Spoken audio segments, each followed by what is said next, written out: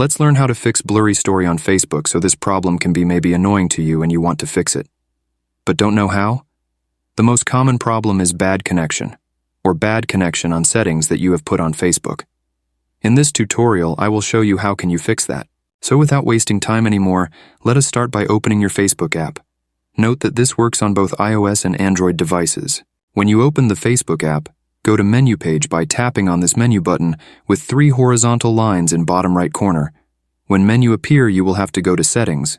To do that, hit this gear icon in top right corner of your screen, and it will open you Settings and Privacy page. Now once you are there, you will have to scroll down a bit until you find Media option, which is in Preferences section, and go there. A new Videos and Photos page will open with bunch of stuff that you should check. For example, on Video Quality section, you could tap on this Optimized button as it will adjust the resolution of the video to be best looking possible, while Data Saver will just lower the resolution and save up the internet. Also, you can check autoplay on Wi-Fi only, as Wi-Fi has more stable connection than mobile data, also faster. But this can also depend on the quality and speed of your internet. If you have bad and low internet, you can't expect some good quality videos coming from your apps.